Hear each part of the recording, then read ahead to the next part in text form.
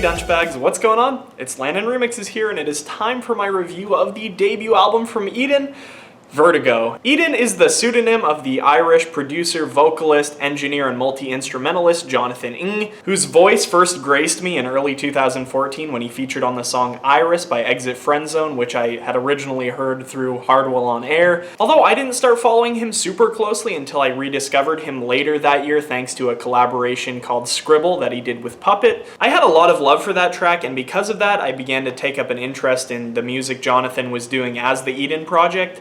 Coincidentally, that was also around the same time that I started doing reviews on this channel, and also around the same time that Jonathan was shaping out his Bipolar Paradise EP, which ended up becoming one of the very first projects I ever reviewed on my channel, and to this day, out of 232 projects that I've reviewed, it's the only thing that I've given a solid 10 out of 10 to. What's kind of funny looking back on it now is that I had originally recorded that review primarily to give Jonathan some exposure, despite the fact that my channel was tiny back then. And despite how much I absolutely loved that EP, I never really had the expectation that Eden was going to be as big as he is today, and I honestly don't think he did either. So I guess I do get to humble brag a little bit about the fact that I was the very first person to review his music. Needless to say, I never really expected that my Eden reviews were generally going to be my channel's most popular content. In fact, I just realized today that my start-end track review is the most popular review I've ever uploaded. And maybe it's been so popular just because I generally do speak very positively about Eden. And while a good chunk of that love and positivity comes out of the fact that Jonathan is just an absolutely incredible musician in really every aspect,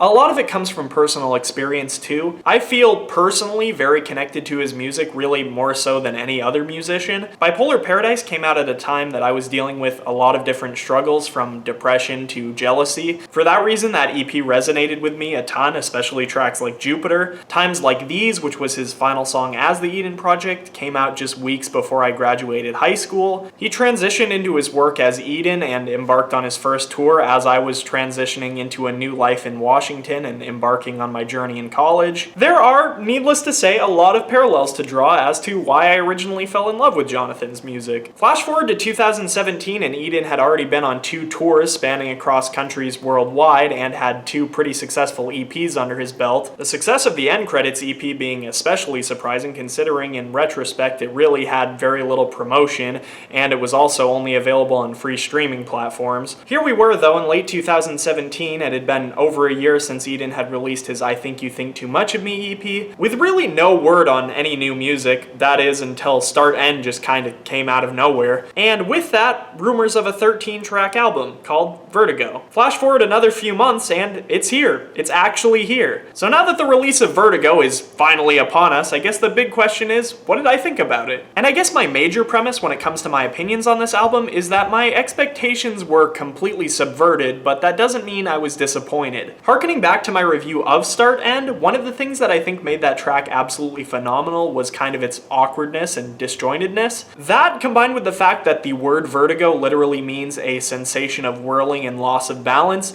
kind of made me think that with this album we were going to get a really dark, kind of twisted, disjointed alt R&B album. Hence why I ended up being totally confused and really at a loss when Gold came out as a single. Like, sure, it had some really interesting audio cuts and of course that really unique and jagged synth line, but for the most part it generally rounded out as a modern pop track. And that's definitely not a bad thing. In fact, I really like this track a lot, but like I said, expectations subverted. But then, not too long later, we got Crash, which, if you know the song, you should know that it is, once again, a very kind of wonky alternative R&B song. So once again, my expectations kind of drew back to what they were originally, and I expected this was the kind of sound we were going to get with Vertigo. Little did I know I could not have been farther from the truth. Not only did we end up not getting the hard-hitting, disjointed R&B album that I had anticipated, but we ended up receiving something that's a lot more toned back, stripped down, and personal.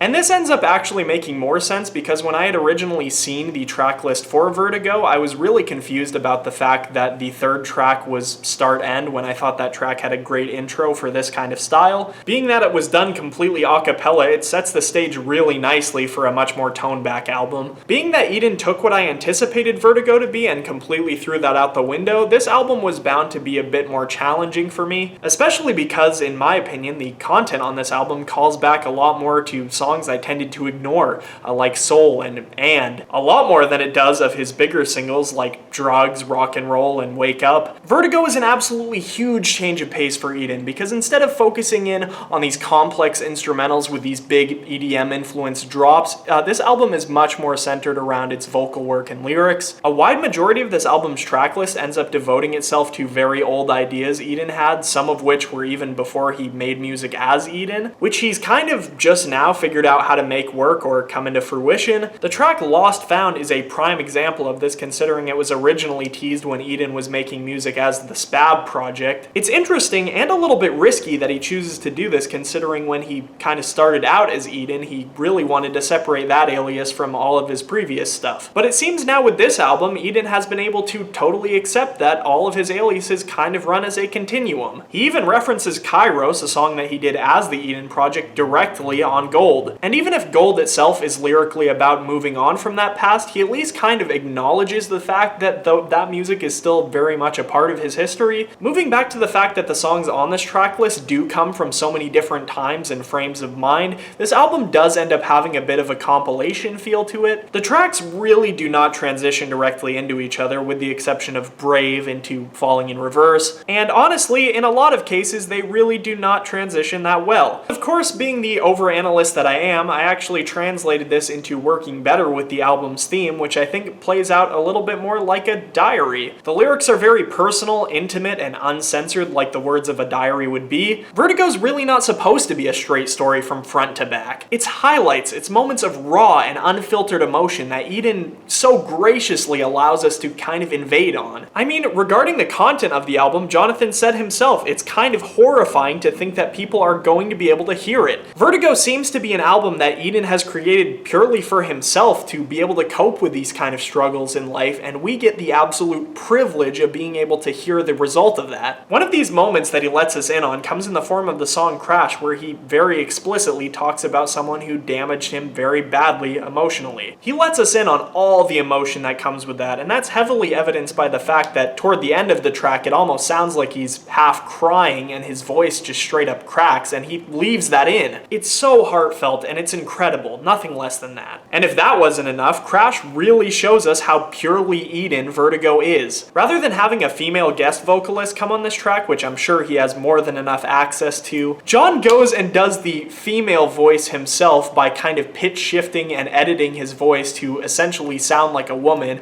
and it's very, very convincing. In fact, the first time I heard this track, I thought it was Leah Kelly singing on it. Beside Jonathan's absolutely astounding work on this track, Crash was probably the song on the album that I most connected to personally. The line, "There's no grain on these brown eyes, but they can be green if they really want," especially connected with me, not only because I have brown eyes, but more so the fact that if I want something bad enough, I just might say that I'll do anything for it, even if it's something that I can't change, like the color of my eyes. And Jonathan, with that lyric, as well as most of the lyrics on this record, is generally going to leave them up to interpretation. He's not going to come back and tell me, oh, you were completely wrong with your interpretation of this lyric, because he leaves it up to the listener to kind of figure it out and connect it with their own personal stories. Another song in this album that I felt intimately connected to was the song Forever Over. It kind of, in a way, captures the magic of a summer romance, but also portrays how people just come and fade. I also feel like the influence of the famed hip-hop duo Outkast heavily shows up on this song. Some very similar lyric themes to Hey Ya, which makes sense considering Eden released a cover of that song. Another personal favorite of mine off this album was the one that got the upload on Mr. Suicide Sheep, Love Not Wrong, Brave. Compared to the rest of the album, it's got pretty uncharacteristically happy lyrics that point to a pretty bright future, kind of in a similar way to Times Like These, which I'll make mention is my favorite track from the Eden Project era. My interpretation of this track is that it's more or less a message to the fans, and I think that's pretty heavily evidenced by the fact that he literally samples a crowd from the Future Bound tour on this song. And whether this song was meant to be a direct message to the fans or not, I think either way this song's going to make for a really intimate, personal, and special moment when Eden plays it on the Vertigo tour. And about when I said that song was one of my favorites on the album, I could really make the argument that every track is one of my favorites on this album. I think the harmonies on Wrong are absolutely amazing. Take Care has this absolutely crazy buildup that just drops into absolute nothingness. I love the disjointed production and backwards lyrics on Start End. There's a really drastic tempo and beat change on the song Wings that I just absolutely adore. It reminds me a lot of the first time I had ever listened to Fumes. Icarus is the longest track on the record, clocking in at almost 7 minutes long, and it's just absolutely epic. It doesn't waste a single second of its time. I love the little section where the verse kind of cuts out and then he replaces it with some dialogue. I thought that was really interesting.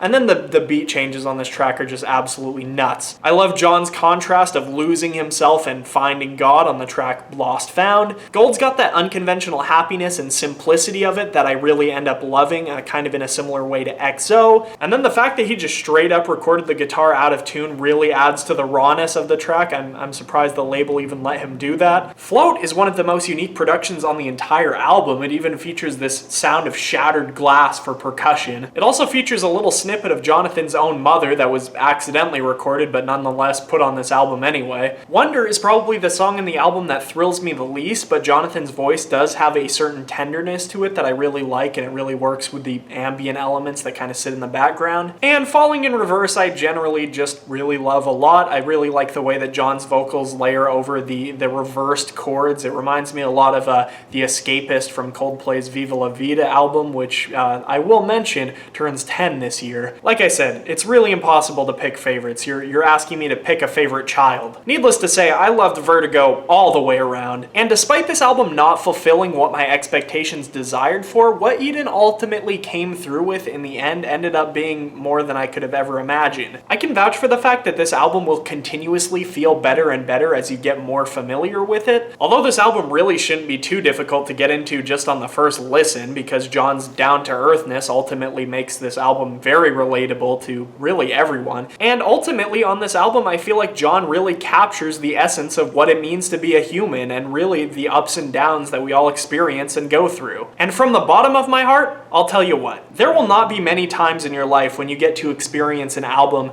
that is as deeply intimate, genuine, and personal as Vertigo is.